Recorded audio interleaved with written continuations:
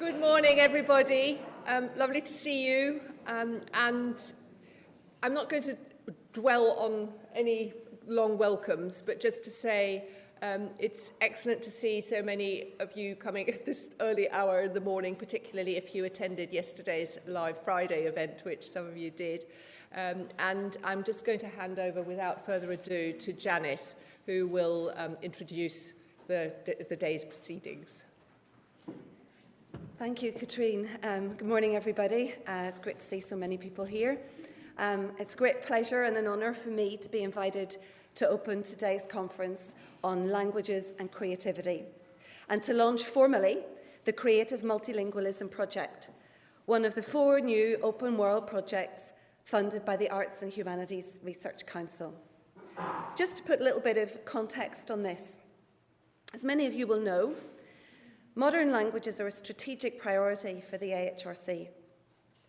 The Open World Research Initiative and the appointment of a Leadership Fellow are a strong articulation of support for the discipline, an opportunity for us to shape the research landscape of the future and to build capacity at every level, doctoral, postdoctoral and beyond, to have an impact on a diverse range of sectors, to articulate the value of languages well beyond the academy, and most challenging of all, to harness all of this activity in a way that will ultimately help to grow our student numbers.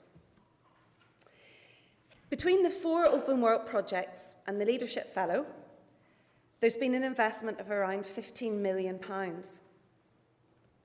A key part of my job as Leadership Fellow will be to work with the principal investigators and the teams on the 4 projects in maximising their impact, in building links across the projects, and in facilitating collaborations in the wider modern languages community.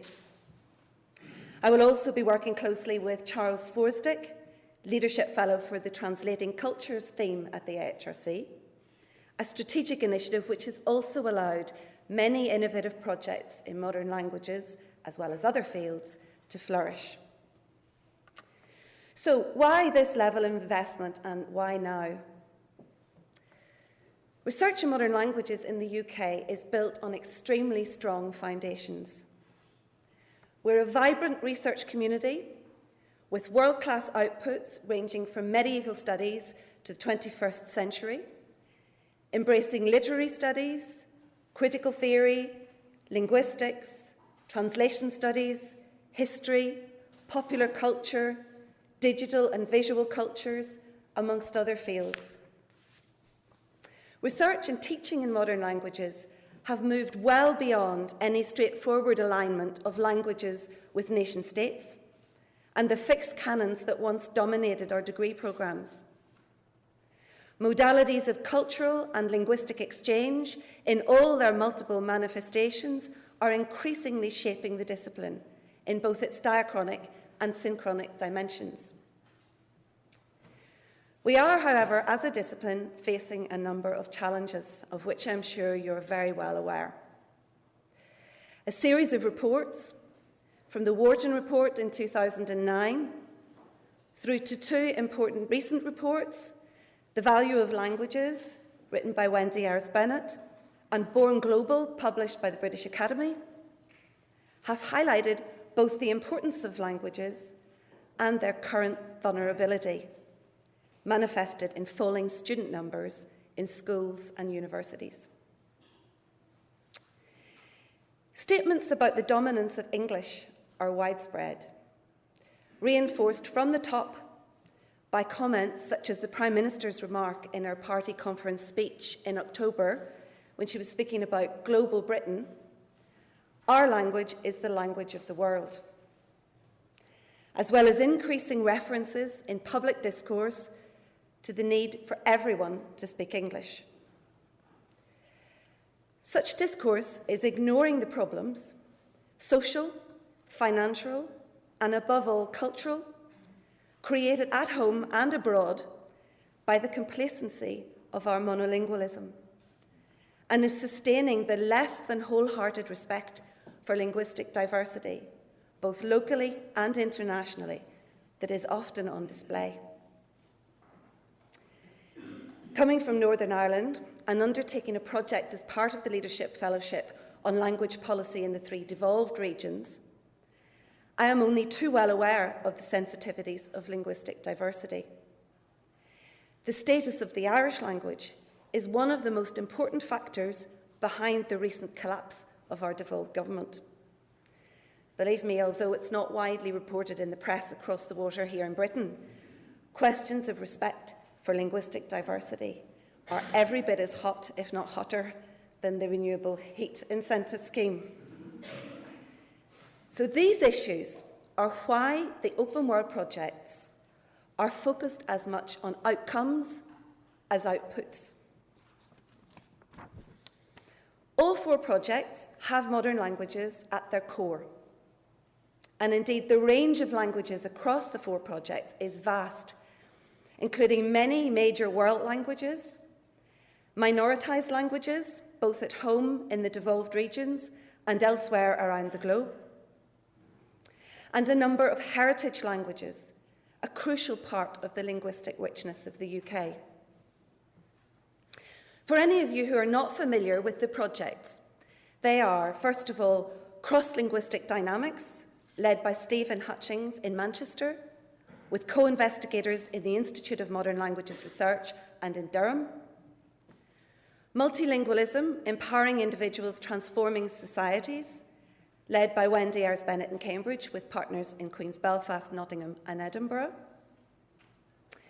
Language Acts and World Making, led by Catherine Boyle in King's London, with partners in Westminster, QMUL and SOAS. And Creative Multilingualism, led by Catherine Cole in Oxford, with partners in Birmingham City, Reading, Cambridge and Pittsburgh, of which more in a moment. If the project's research core is modern languages, with strong literary, linguistic and cultural resonances, as we would expect, they are also all markedly interdisciplinary. Through these interdisciplinary collaborations, not just in humanities and social sciences, but also in natural and cognitive sciences, these flagship projects will bring innovative perspectives to modern languages in terms of new questions, ideas, findings, methodologies, and future directions. The non-academic partnerships embedded in all the projects are a vital component in achieving the outcomes we hope for. They include, to name but a few, theatres, museums, musicians, community groups, business groups, charities, policymakers, and schools. They will be crucial in helping us form our research questions and disseminate our findings.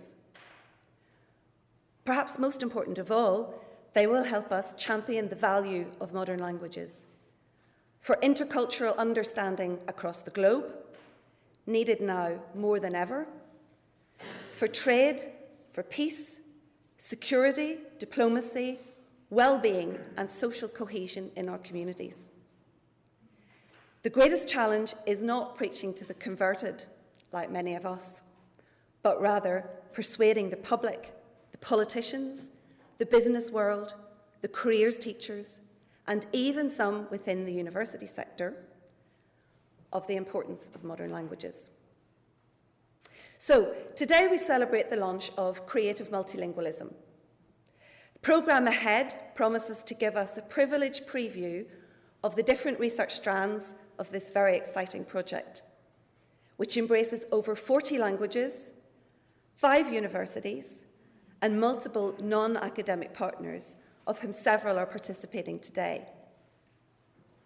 At the heart of the project is the link between multilingualism and creativity, with creativity understood as a vital part of our human potential in a vast range of domains, including literary creation within and between languages, other types of cultural production and performance, not least popular culture, business, education, and natural sciences.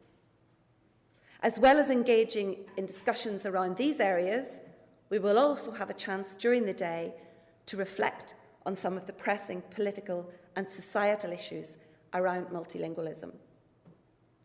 So many congratulations to Catherine and her team for putting together what I'm sure will be a very creative day. As Leadership Fellow, it gives me great pleasure to welcome you all to the Languages and Creativity Conference. Thank you.